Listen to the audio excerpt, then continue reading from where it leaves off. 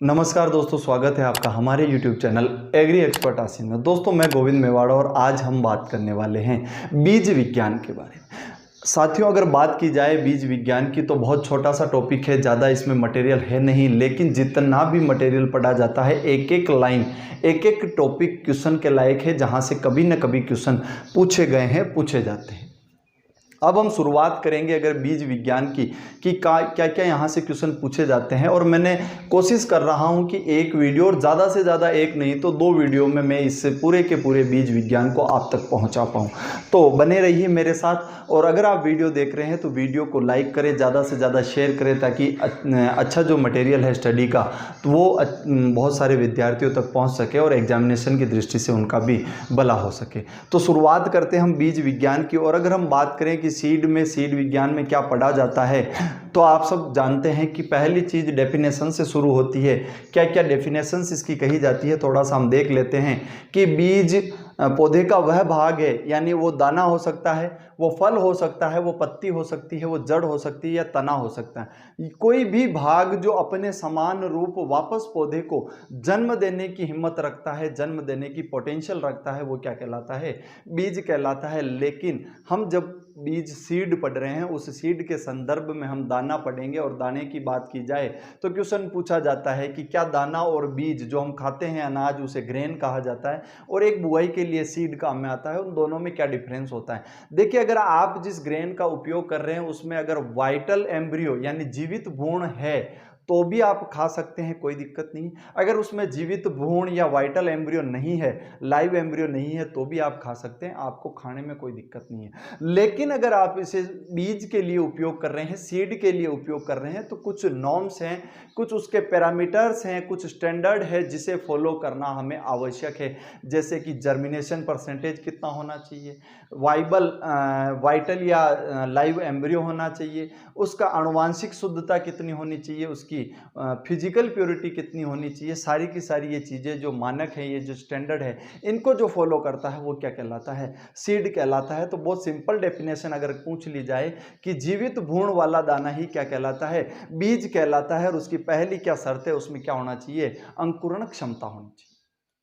उसके बाद अगर हम बात करें कि हम सीड का वर्गीकरण कर लेते हैं, तो 2 प्रकार से हम इनका वर्गीकरण करते हैं।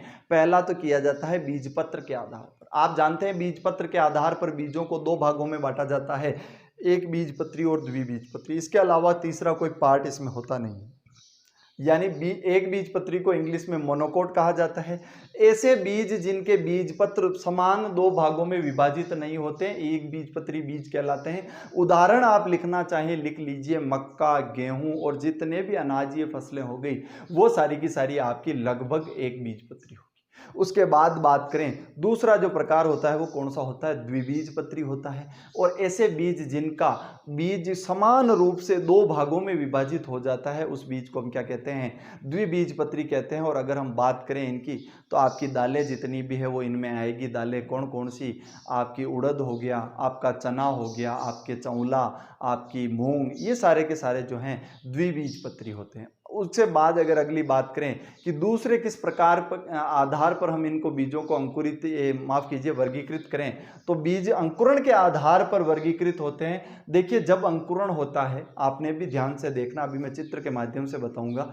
कुछ बीजों में तो बीज जब अंकुरित होता है तो जो उसके बीज पत्र होते हैं वो अपने साथ ऊपर आ जाते हैं, और कुछ के क्या रह जाते हैं? नीचे की तरफ रह जाते हैं। तो ऐसे में इनको अंकुरण के आधार पर बांटा जाता है 2 प्रकार से। पहला जो प्रकार है ऊपरी भूमिक अंकुरण, और यहां से बहुत ज्यादा क्वेश्चन पूछे जाते हैं, ध्यान रखना। ऊपरी भूमिक अंकुरण यानी ऐसा अंकुरण जिसमें क्या होता होगा? अंकुरण के समय जो इसके बीज पत्र हैं वो ऊपर की तरफ निकलते होंगे। इंग्लिश में कहा जाता है एपीजियल, और मैं हट जाता हूं, आप देख पाएंगे इस तरह का आपको दिखेगा। और ये आप मान के चलिए जितने भी द्विबीजपत्री हैं, आप अगर खरीफ की ऋतु में जाकर देखें, मूंग, उड़द, चौला, आपकी मूंगफली और आप नीम कह दीजिए, जितने भी अंकुरण होते हैं, आपने किसी चीज का अंकुरण नहीं देखा होगा लेकिन इन चीजों का अंकुरण अवश्य देखा होगा। इनमें क्या होता है? पहले पत्ती के रूप में आपके बाहर क्या आते हैं? ये आपके बीज पत्र आते हैं। तो इसकी परिभाषा की बात कर ली जाए तो अंकुरण में बीज पत्र भूमि से बाहर निकलता है और प्रथम पर्ण या प्रथम पत्ती के रूप में बीज पत्र कार्य करता है और उसके बाद में उसमें से पत्तियां निकलती है, ये आपने देखा होगा। और उदाहरण के लिए बात कर लें तो अरहर के अलावा जितनी भी दालें हैं वो इसका उदाहरण है। और दूसरा उदाहरण नॉर्मली आप देख पाएंगे, क्योंकि नीम की जब निम्बोली गिरती है तो उसके बाद में बारिश में बहुत ज़्यादा अंकुरण होते हैं नीम के पेड़ के नीचे, वहाँ भी इसी तरह का अंकुरण आपको देखने को मिलेगा। तो ये आपके इसका उदाहरण हो गया अपवाद अरहर।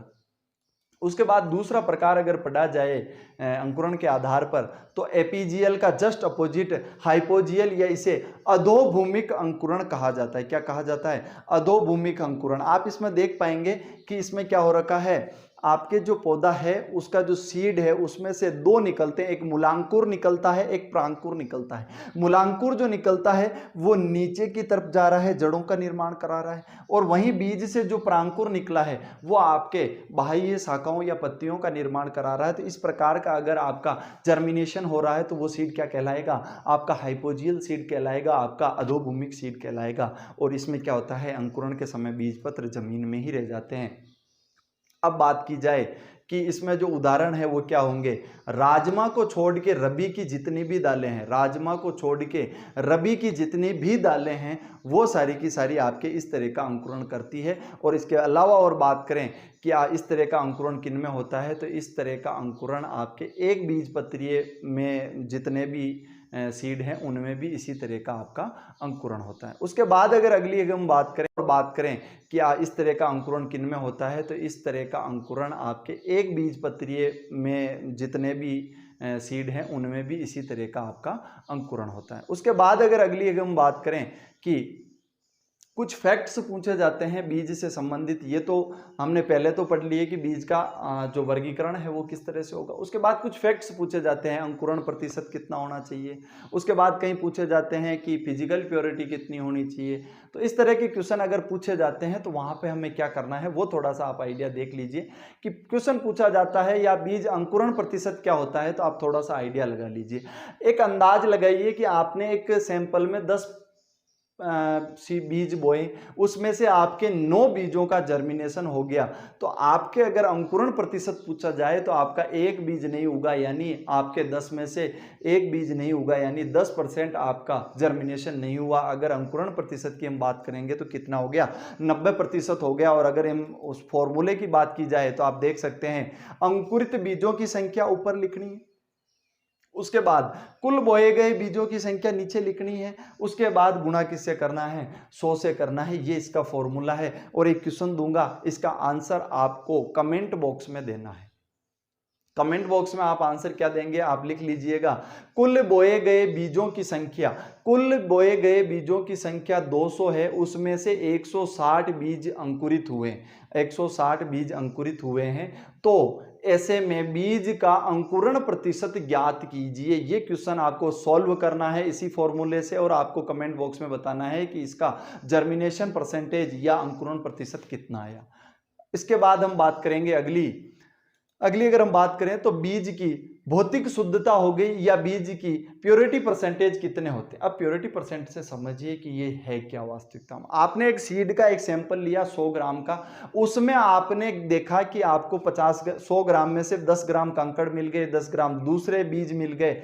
इस तरह का अगर आपका दूसरे बीज अगर मिल रहे हैं, कचरा आपको मिल रहा है, कंकड़ पत्थर मिल रहे हैं, तो जितनी भी वो अशुद्धियां मिल रही है उसको निकालने के बाद जो सीड मिल रहा है उसकी अगर परसेंटेज निकाले जाए तो वो परसेंटेज क्या कहलाएगा, आपका बीज की शुद्धता प्रतिशत या प्योरिटी परसेंटेज कहलाता है। अब अगर हम बात करें कि इसका सूत्र क्या होगा, तो शुद्ध बीजों का भार, आपसे मान लीजिए कि 100 ग्राम आपको बीज दे दिए, उसमें से आपने निकाले कि 40 ग्राम तो इसमें से कचरा निकल गया, तो शुद्ध बीज कितने हो गए, 60 ग्राम। तो शुद्ध बीजों का भार बटा कुल नमूने का भार जो 100 ग्राम था इंटू 100, तो अगर इसे आप मल्टीप्लाई करेंगे तो ये आपका फिजिकल प्योरिटी आ जाएगी। और इसका भी मैं आपको न्यूमेरिकल दूंगा, ये आपको क्वेश्चन में पूछे जाते हैं और आपको कमेंट बॉक्स में बताना है।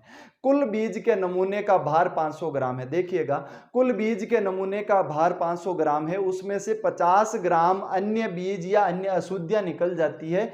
तो बीज के नमूने की शुद्धता प्रतिशत बताइए। आपसे क्वेश्चन आपकी स्क्रीन पर है, आराम से इसको देखिएगा और आराम से इसका कैलकुलेशन करके कमेंट बॉक्स में जरूर बताइएगा कि इसके जो फिजिकल प्योरिटी परसेंटेज है या बीज की शुद्धता प्रतिशत है वो कितना आएगा। उसके बाद तीसरे मान की अगर बात करें तो बीज का वास्तविक उपयोगिता मान पूछा जाता है, रियल वैल्यू ऑफ सीड पूछी जाती है। अगर बात करें कि रियल वैल्यू होती क्या है तो अंकुरण प्रतिशत को शुद्धता प्रतिशत से गुणा करने के बाद अगर आप 100 का भाग देते हैं तो जो आपकी वैल्यू आएगी वो आपके उस बीज का रियल वैल्यू या वास्तविक उपयोगिता मान कहलाता है।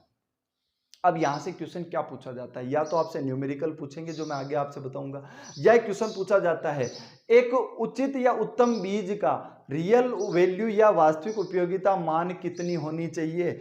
तो अगर आपके बीज का रियल वैल्यू या वास्तविक उपयोगिता मान 75% से कम है, इसका मतलब आपका बीज क्या है, खराब है, आपका बीज काम में लेने योग्य नहीं है। हमेशा आपके जो उत्तम बीज है या बढ़िया बीज की जो श्रेणी है उसकी रियल वैल्यू या वास्तविक उपयोगिता मान कितना होना चाहिए, 75% से अधिक होना चाहिए, कम नहीं होना चाहिए। ये क्वेश्चन पूछा जाता है। उसके बाद आपके लिए एक न्यूमेरिकल है कि किसी बीज का अंकुरण प्रतिशत 80% है और उसी बीज की शुद्धता प्रतिशत 90% है, तो उस बीज का क्या ज्ञात करना, हमें वास्तविक उपयोगिता मान ज्ञात करना है। और ये ज्ञात करने के बाद आप कमेंट बॉक्स में मुझे वो मान बताएंगे और उसके साथ में आप मुझे ये बताएंगे कि क्या ये बीज वास्तविकता में उपयोगी है। क्यों? क्योंकि हमने एक लाइन लिख दी है पहले कि अगर किसी बीज का वास्तविक उपयोगिता मान 75% से कम है तो वो बीज आपके उपयोगी नहीं है। तो ऐसे में आप मुझे इसकी कमेंट में सेक्शन में जरूर बताएं कि इसका जो वास्तविक उपयोगिता मान है वो कितना होगा और क्या ये बीज वास्तव में उपयोगी है। उसके बाद अगर अगली बात करें तो अंकुरण प्रतिशत पूछा जाता है। अंकुरण प्रतिशत हमने वहां पे पढ़ लिया कि होता क्या है, तो अंकुरण प्रतिशत पूछा जाता है। अंकुरण प्रतिशत हमने वहां पे पढ़ लिया कि होता क्या है, लेकिन यहाँ पे बहुत ज्यादा पूछा जाता है कि किस फसल का, अलग अलग फसलों के अंकुरण प्रतिशत अलग अलग होते हैं। और अगर हम बात करें कि अंकुरण प्रतिशत कहाँ पूछे जाते हैं तो बहुत ज़्यादा एग्जामिनेशन में पूछे जाते हैं। मैं यहाँ से हट जाता हूँ ताकि आप देख पाएंगे। अगर हम बात करें क्वेश्चन किस तरह से पूछे जाएंगे, आप ये टेबल देख पा रहे हैं, इसका स्क्रीनशॉट आप ले लीजिए। अगर आपसे क्वेश्चन पूछा जाए कि सर्वाधिक अंकुरण प्रतिशत किस फसल का होता है तो आप देख पा रहे हैं किसका होता है, मक्का का होता है। इसमें सर्वाधिक जर्मिनेशन परसेंटेज पाया जाता है, मोर देन 90%, यानी 90% से ज़्यादा अंकुरण प्रतिशत इसमें पाया जाएगा।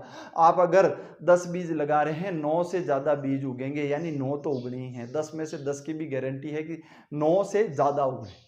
उसके हम बात करें कि गेहूं, जो, चना में अंकुरण प्रतिशत कितना होता है तो मक्का में सर्वाधिक हो गया 90%। उसके बाद बात करें गेहूं, जो, चना में कितना है तो तीनों फसलों में जो आपका अंकुरण प्रतिशत है वो कितना हो जाएगा, 85% हो जाएगा। उसके बाद घटते हुए क्रम में बात करें चावल, जवार, तिल, रिजका और बरसीम। और अगर इसकी शॉर्ट फॉर्म की बात करूं, क्योंकि 5 फसलें एक साथ हो रही है, RST, R यानी राइस, S यानी सोरगम, T यानी तिल, है ना। तो RST चारा, चारे में हो गए आपका रिजका और बरसीम, दोनों ही चारे में मुख्यतः पूछी जाती है। तो इनका जो जर्मिनेशन परसेंटेज होगा वो आपका 80% होगा। ट्रिक मेरी है, आपको समझ में आए बहुत अच्छी बात है, नहीं तो आप किसी भी तरीके से इसको याद कर सकते हैं। यहां से इस टेबल से एक क्वेश्चन पूछने की पूरी संभावनाएं बनती है। उसके बाद अगर बात करें बाजरा, और बाजरे के बाद सारी दलहनी फसलें आ गई। आप देख लीजिएगा दलहनी फसलें, मूंग, मोट, उड़द, अरहर, चौला। तो आप ये ज्यादा ध्यान मत रखिए, आप इतना ध्यान रखिए बाजरा, बाजरे के बाद सारी दलहनी फसलें जितनी है उनमें जो है वो जर्मिनेशन परसेंटेज कितना रहेगा, 75% रहेगा। उसके बाद बात करें सोयाबीन, सूरजमुखी, गंवार और मूंगफली।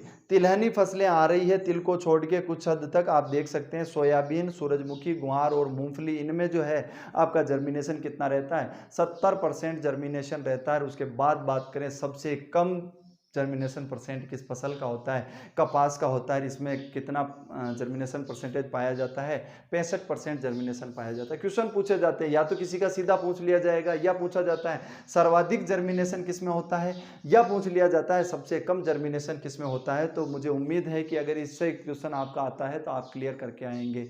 यहाँ से अगर किसी को कोई प्रॉब्लम या कहीं कोई दिक्कत आती है तो आप कमेंट सेक्शन में जरूर बताएं, मैं उसके आंसर आपको देने की कोशिश करूंगा। उसके बाद अगर अगली बात की जाए सीड में, तो बीज की सुसुप्त अवस्था पढ़ाई जाती है। अब क्या है सुसुप्त अवस्था, उसके बारे में हम थोड़ा सा देख लेते हैं।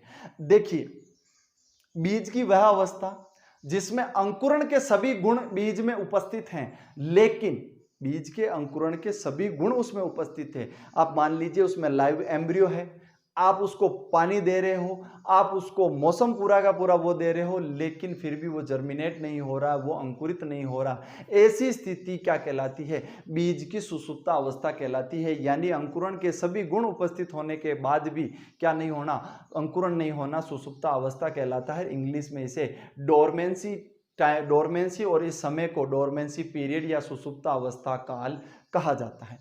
अब बात आती है, बीज में 3 प्रकार की सुसुप्ताएं अवस्थाएं पाई जाती है। क्वेश्चन कहीं कहीं पूछा जाता है बीज में कितने प्रकार की सुसुप्त अवस्थाएं पाई जाती है या डोरमेंसी पाई जाती है?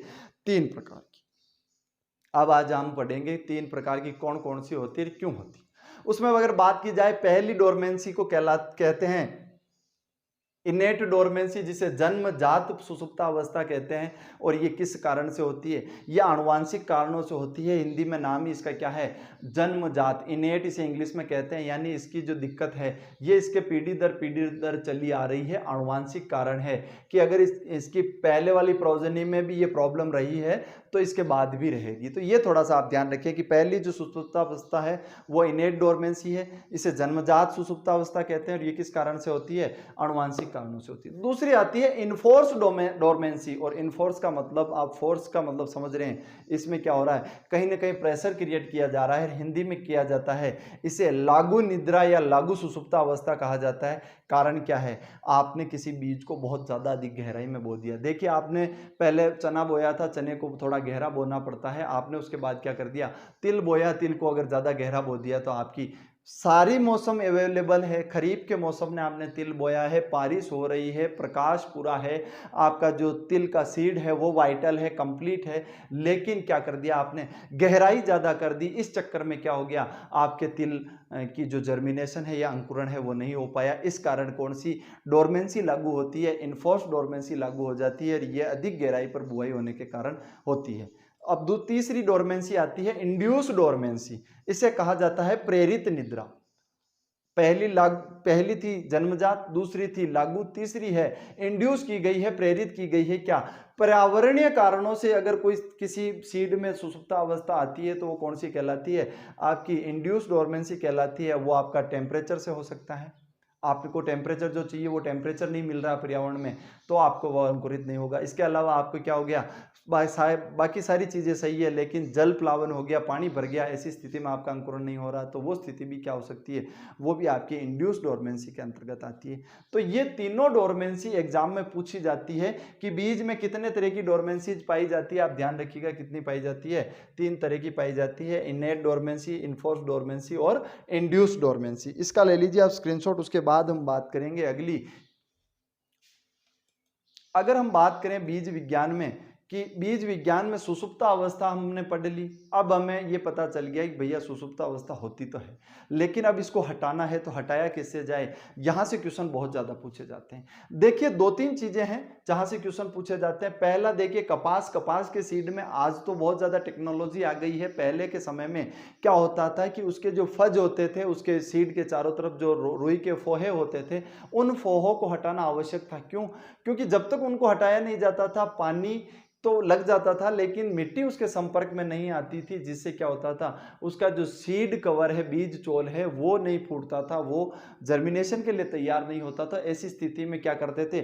कपास के बीजों को H2SO4 जिसे गंधक का तेजाब कहते हैं उसमें मिलाकर उपचारित किया जाता था, जिससे क्या होते? वो जो फज या जो रोहे फोहे हैं रुई के, वो जल जाते थे और आपका जो सीड है वो तैयार हो जाता था कहीं ना कहीं जर्मिनेशन के लिए। अब यहां से क्वेश्चन क्या पूछा जाता है कि कपास में बीज सुसुप्ता अवस्था को हटाने के लिए या फज हटाने के लिए गंधक के तेजाब का कितना उपयोग किया जाता है। अब आप देखिए इसका अनुपात पूछा जाता है। बीज और H2SO4 के अनुपात की बात की जाए तो 10:1 में इसको उपयोग में लिया जाता है।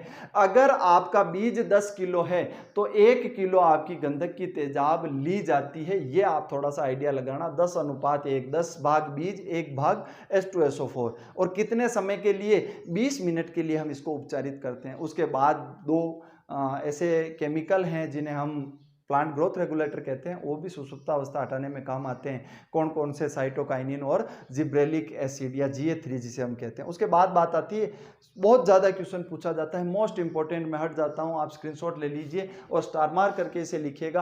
आलू में सुषुप्त अवस्था हटाने के लिए, आलू में सुषुप्त अवस्था हटाने के लिए किसका उपयोग किया जाता है? तो पहला तो ऑप्शन में आपको मिलेगा थायोयूरिया के बारे में बहुत पूछा जाता है कि थायोयूरिया का उपयोग किसके लिए किया जाता है? आलू में सुषुप्त अवस्था हटाने के लिए। कितना उपयोग करते हैं? 1% पूछा जाता है, ध्यान रखिएगा। 1 से 3% का स्प्रे घोल अगर हम उपचारित करते हैं थायोयूरिया से तो सुषुप्त अवस्था आपकी हटाई जा सकती है। आलू में थायोयूरिया के अलावा 2 केमिकल और हैं, जिब्रेलिक एसिड GA3 या फिर KMNO4, माफ कीजिएगा KNO3, पोटेशियम नाइट्रेट का उपयोग हम सुषुप्त अवस्था हटाने के लिए करते हैं। लेकिन मुख्यतः जो है वो थायोयूरिया पूछा जाता है, यहाँ से आप थोड़ा सा ध्यान रखना। उसके बाद अगर हम बात करें अगली सीड साइंस में क्या पढ़ा जाता है, तो सीड साइंस की अगर बात की जाए, सुषुप्त अवस्था हमने पढ़ ली, सुषुप्त अवस्था हटाने के हमने उपयोग पढ़ लिए कि किन किन केमिकल से सुषुप्त अवस्था हटाई जाती है। देखिए साथियों, इसमें हम उन सभी वीडियोस, उन सभी तथ्यों का समावेश कर रहे हैं जो एग्जाम में कहीं न कहीं पूछे गए हैं। थायोयूरिया बार बार पूछा जाता है, कॉटन बार बार पूछा जाता है, तो ये थोड़ा सा आप ध्यान रखना। उसके बाद कुछ परीक्षण या कुछ टेस्ट होते हैं बार बार जिनके बारे में पूछा जाता है, जैसे आपने पढ़ा हो कभी टेट्राजोलियम टेस्ट पूछा जाता है, कभी कभी ग्रो आउट GOT टेस्ट पूछा जाता है। तो ये सारे टेस्ट पूछे जाते हैं, तो इनकी हम डिस्कस करेंगे कि बीज में होने वाले जो महत्वपूर्ण जांचें हैं, परीक्षण है, वो कौन कौन से हैं। तो हम थोड़ा सा जनरल आइडिया लगाएंगे, शॉर्ट एंड स्वीट पढ़ेंगे बिल्कुल कि परीक्षण का नाम क्या होता है। तो इसे टेट्राजोलियम टेस्ट कहा जाता है। कौन सा टेस्ट कहा जाता है? टेट्राजोलियम टेस्ट कहा जाता है। इसमें कौन सा केमिकल काम में आता है? तो क्वेश्चन बहुत बार पूछा हुआ है, टेट्राजोलियम टेस्ट में कौन सा केमिकल काम में आता है? तो 2,3,5 ट्राइफिनाइल टेट्राजोलियम क्लोराइड नामक जो केमिकल है, 2,3,5 ट्राइफिनाइल टेट्राजोलियम क्लोराइड नामक रसायन इसमें काम में आता है। और तीसरा फैक्ट इसके लिए उपयोगी है कि किस लिए इस केमिकल का उपयोग करते हैं, तो सीड वाइबिलिटी जानने के लिए करते हैं कि क्या जो बीज है वो जीवित है या नहीं है। देखिए, अंकुरण प्रतिशत, जीवितता, ये सारी लेबोरेटरीज में कैसे पता लगाया जाए, तो हम इससे कैसे पता लगा सकते हैं?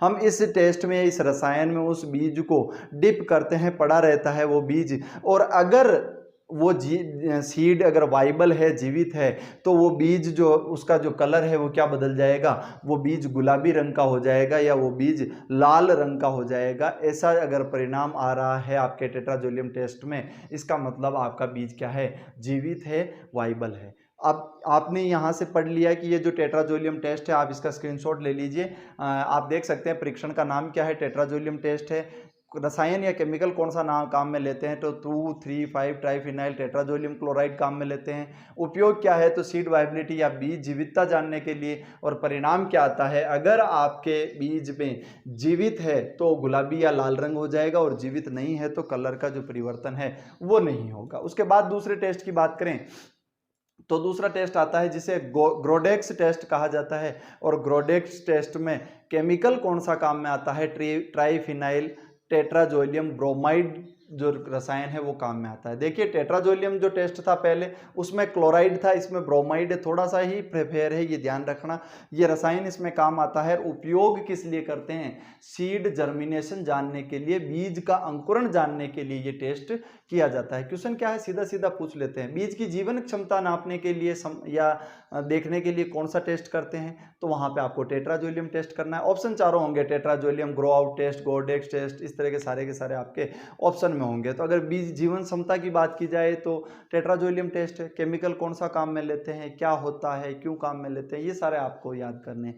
तो अगर ग्रोडेक्स टेस्ट की बात करें तो बीज अंकुरण के लिए काम में लिया जाता है। तीसरा टेस्ट आता है आपका, उसे ग्रो आउट टेस्ट कहते हैं। इसे हिंदी में माफ कीजिए, इंग्लिश की शॉर्ट फॉर्म में GOT टेस्ट के नाम से पूछा जाता है। और क्या काम आता है? ये बीज की आनुवांशिक शुद्धता नापने में काम आता है कि बीज वास्तविकता में कितना शुद्ध है आनुवांशिक रूप से।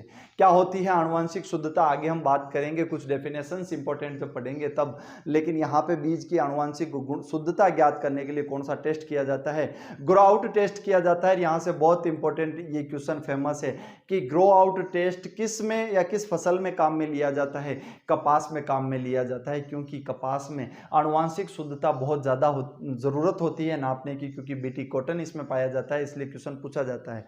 जीओटी टेस्ट किस में काम में लेता है, मुख्यतः कपास में, लेकिन अन्य फसलें भी और कहीं ऑप्शन में पूछ ले। मान लीजिए कि आपसे कपास पूछ लिया, फिर आपसे अरंडी पूछ लिया और बैंगन पूछ लिया, और फिर अंत में चौथा ऑप्शन हो गया उपरोक्त सभी, तो फिर आपको उपरोक्त सभी पे जाना है। लेकिन अगर मुख्यतः जो पूछा जाता है तो वो कॉटन पे पूछा जाता है कि ग्रो आउट टेस्ट किसके लिए काम में लेते हैं, कपास के लिए। क्यों लेते हैं, बीज की आनुवांशिक शुद्धता ज्ञात करने के लिए लेते हैं। उसके बाद बात आती है एक और टेस्ट की, इस टेस्ट का नाम आता है पोटेशियम परमैंगनेट विधि, और रसायन कौन सा काम आएगा, नाम से पता चल रहा है KMnO4 रसायन काम में आता है। और किस लिए, ये भी बीज की जीवन क्षमता नापने के लिए काम में आता है।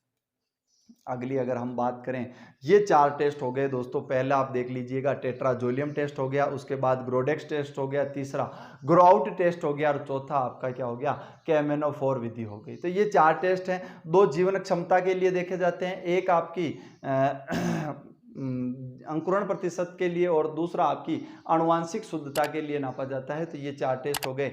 अब हम बात करेंगे कुछ ऐसी डेफिनेशंस के बारे में जो एग्रीकल्चर के एग्जाम में बहुत ज़्यादा पूछी जाती है। अगर बात करें बीज की भौतिक शुद्धता की, कि बीज की भौतिक शुद्धता क्या होती है, तो मैंने आपसे पहले जब उसके सूत्र बता रहा था तो बता दिया था, किसी भी बीज के नमूने में उस बीज का पाया जाना कि कितना वो बीज है, वो उसकी शुद्धता कहलाता है। आपको अंदाज लगा लीजिए कि 100 ग्राम बीज था, 20 ग्राम उसमें से अगर दूसरी गंदगी या ऐसी कोई मटेरियल निकल गया तो वो पूरा का पूरा आपका क्या कहलाएगा, आपका खराब पार्ट कहलाएगा। और जो आपका भौतिक शुद्धता है उस बीज की, 100 में से अगर 20 ग्राम निकल गया तो आपके 80 ग्राम सीड ही शुद्ध माना जाता है। 80/100 इंटू आपका 100 करके उसकी भौतिक शुद्धता देखी जाती है। तो 80% उसकी क्या होगी, भौतिक शुद्धता होगी इस उदाहरण में। उसके बाद अगर बात करें, एक टर्म पूछी जाती है, डोकेज किसे कहा जाता है। आप चित्र में देख पा रहे होंगे स्क्रीन पे, डोकेज किसे कहा जाता है, तो किसी भी बीज में बीज के अलावा अनावश्यक पदार्थ का पाया जाना क्या कहलाता है,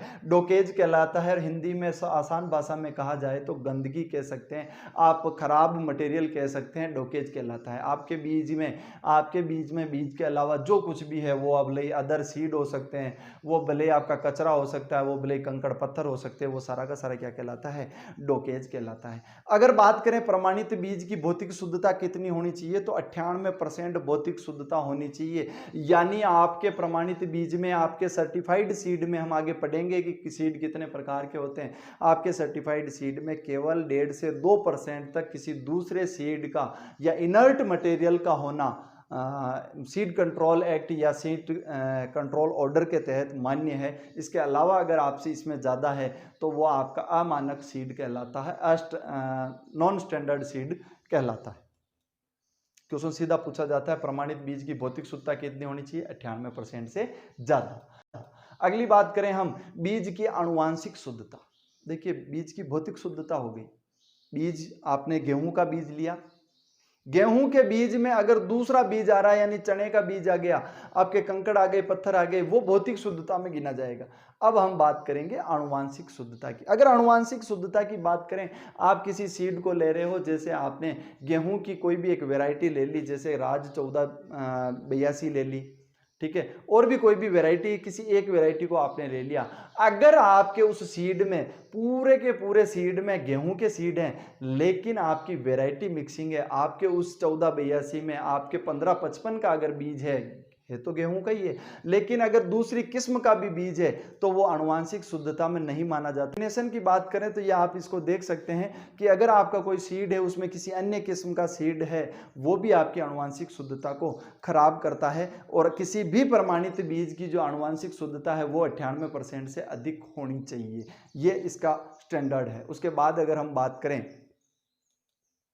कि बीज में रोगिंग क्रिया क्या होती है, ये भी डेफिनेशन पूछी जाती है, बहुत ज़्यादा पूछी जाती है कि रोगिंग होता क्या।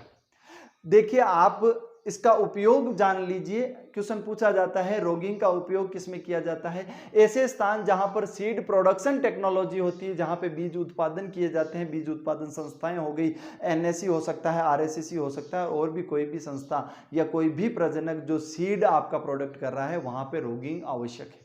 क्या होती है रोगिंग, उसके बारे में हम बात करेंगे। आपका अगर किसी एक किस्म को आप लगा रहे हैं, जैसे आपने गेहूं की राज 1482-20 किस्म लगाई है और आपको इसी का सीड प्रोडक्शन करना है, तो हो सकता है किसी कारणवश मिक्सिंग से आपके उस खेत में दूसरी वैरायटी राज 1555 उग सकती है और भी कोई वैरायटी उग सकती है। तो उन पौधों को उगना तो रोग कहलाता है। आपके एक किस्म में दूसरे पौधे का उगना क्या कहलाएगा, रोग कहलाएगा। और उन पौधों को निकालने की क्रिया क्या कहलाएगी, रोगिंग कहलाएगी। यानी एक किस्म से दूसरी किस्म की जो गंदगी है, जो मिक्सअप है आप निकाल रहे हैं। आप गेहूं के बीच में देखिए, कभी कभी हम जब लगाते हैं सर्टिफाइड सीड या कोई भी सीड लगाते हैं तो अनइवन हाइट होती है। आपका एक तो 50 प्लांट तो बहुत सारे एक साइज के होंगे, फिर उसमें से 5-7 प्लांट क्या होंगे, ऊपर नीचे हाइट के होंगे। ऐसा अवस्था क्या कहला रही है, इसका मतलब जो वो लंबी वैरायटी है वो अलग है, वो जो आपकी ड्वार्फ एक जैसी वैरायटी वो अलग है। अब उसमें ये उग गए, ये तो रोग कहला गया। लेकिन आपने क्या किया, उन बड़े बड़े पौधे जो अलग दिख रहे थे, हटके 5-10 पौधे, उनको हटा दिया। और उनको हटाना कौन सी क्रिया कहलाता है, रोगिंग क्रिया कहलाता है। यहाँ से बहुत ज़्यादा क्वेश्चन पूछे जाते हैं, आप इसका ले लीजिए स्क्रीनशॉट, उसके बाद हम बात करेंगे अगली। उसके बाद अगर हम बात करें कि बीजों के और डेफिनेशंस क्या पूछ सकते हैं सीड साइंस में, तो पहला तो होता है आपका रूढ़िवादी सीड, जिसे ऑर्थोडॉक्स सीड कहा जाता है। क्या कहा जाता है, ऑर्थोडॉक्स सीड कहा जाता है। उसके बाद अगर हिंदी में इसे कहा जाए तो रूढ़िवादी सीड है। और अगर डेफिनेशन की बात करें तो वह बीज जो कम तापमान एवं कम नमी पर लंबे समय तक जीवित रह सकते हैं। क्या होगा, आपने क्या कर दिया, तापमान थोड़ा सा कम कर दिया और उनकी नमी यानी उनको सुखा दिया, उनकी नमी एक लेवल तक ले आए। उसके बाद आपको उसको कई समय, लंबे समय तक, वर्षों या महीनों तक उसको आप प्रिजर्व कर सकते हैं, आप रख सकते हैं, वो जीवित उसका एम्ब्रियो रहेगा। ऐसे सीड कौन से कहलाते हैं, ऑर्थोडॉक्स सीड कहलाते हैं। अनाज एवं दलहन, ये दोनों ही सीड ऐसे हैं जो काफ़ी समय तक रह सकते हैं। अनाज में आप 10 से 12% और दलहन में 8 से 8% तक अगर नमी रखते हैं तो लंबे समय तक आप इनको प्रिजर्व रख सकते हैं। और भी सभी फसलों की नमी प्रतिशत कितनी होनी चाहिए, क्या एग्रीकल्चर के इसमें फैक्ट्स हैं, उसका अगर वीडियो आपने अभी तक नहीं देखा है तो आप इंपॉर्टेंट टॉपिक्स नामक जो प्लेलिस्ट है वहां पे जाके इसको देख सकते हैं। आपको लिंक डिस्क्रिप्शन बॉक्स में मिल जाएगा, बहुत अच्छा वीडियो है, वहां से भी एग्रीकल्चर के एग्जामिनेशन में सीधे सीधे क्वेश्चन बनते हैं। अब आपसे पूछ लिया जाए कि रूढ़िवादी सीड कौन से होते हैं, तो ऐसे सीड जो कम तापमान कम नमी पर लंबे समय तक जीवित रह सकते हैं, जिनका एम्ब्रियो जीवित रह सकता है। उदाहरण पूछ लेवे तो आपका अनाज हो गया या आपकी दलहनें होगी। तो और उसके बाद अगर हम बात करें अगला प्रकार या अगली परिभाषा, तो अगला जो बीज होता है रिकैल्सिरिएंट सीड कहलाता है, या इसे अड़ियल सीड कहते हैं। अब अड़ियल का मतलब ये हो गया सीधा सीधा उसकी मर्जी चलेगी भैया, क्या चलेगी, उसकी मर्जी चलेगी, यानी आपकी मर्जी नहीं चलेगी। आप तापमान और नमी कम करके उसे जीवित नहीं रह सकते, रख सकते उसको, तो सीधा का सीधा बीज फल से निकालिए और क्या करना पड़ेगा, आपको जमीन में लगाना पड़ेगा, तभी आपका वो जर्मिनेट होगा, अदरवाइज नहीं होगा। वो कहता है मेरी मर्जी है, मैं क्या हूँ, अड़ियल हूँ। अगर बात करें डेफिनेशन की तो क्या हो जाएगी, बीज इस प्रकार के बीज जो कम तापमान और कम नमी पर लंबे समय तक जीवित नहीं रहते, इनका उपयोग फल से निकालते ही करना पड़ता है। इसका मुख्य जो उदाहरण है वो आम होगा, इसके अलावा करौंदा भी इसका उदाहरण माना जाता है। अगर आपने सीड फल से सीड निकाल दिया, उसके बाद कुछ समय तक ही, आम की भी 1 महीने की या 28 दिन की ही वैलिडिटी रहती है, उसके बाद में ये आपके लंबे समय तक प्रिजर्व नहीं रहता है। तो ये यहाँ से थोड़ा सा आपको पूछा जाता है।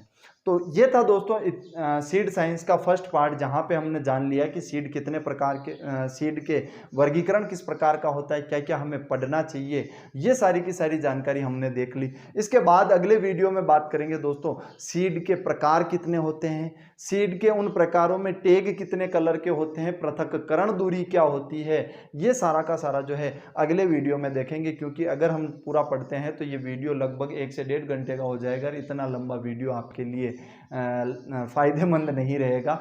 छोटे से छोटे वीडियो आप देखें तो वो ज़्यादा लाभदायक आपके लिए रहेंगे। तो आज के इस भाग में सीड विज्ञान के भाग 1 में अभी तक बस इतना ही। उसके बाद हम बात करेंगे अगले वीडियो में इन बचे हुए टॉपिक्स के बारे में। तब तक के लिए धन्यवाद। जय हिंद।